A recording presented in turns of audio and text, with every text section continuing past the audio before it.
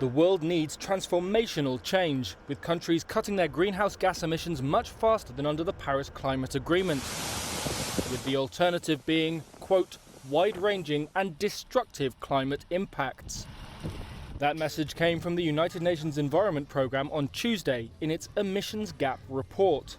Lead author John Christensen said that under current national pledges to cut emissions, global temperatures are expected to rise by 3.2 degrees Celsius this century. That's really a world you don't want to experience.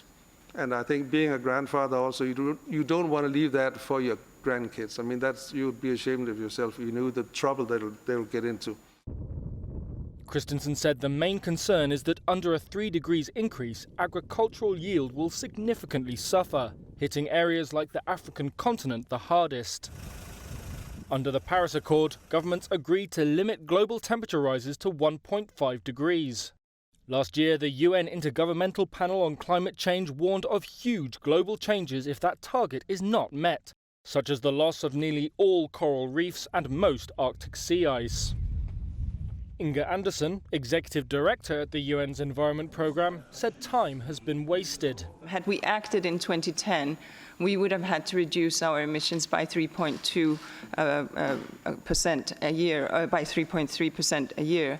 Now, because of climate procrastination, which we have essentially had during these 10 years, we are looking at a 7.6% reduction every year. Is that possible? Absolutely. Will it take political will? Yes. Will we need to have the private sector lean in? Yes. But the science tells us that we can do this. The report was released ahead of a UN climate summit in Madrid, and on Tuesday, summit host Spain's acting energy minister, Teresa Ribera, criticised some nations for their lack of action. The worst thing in a situation like ours is the silent complicity. I think it's the hardest part, and that is all around us.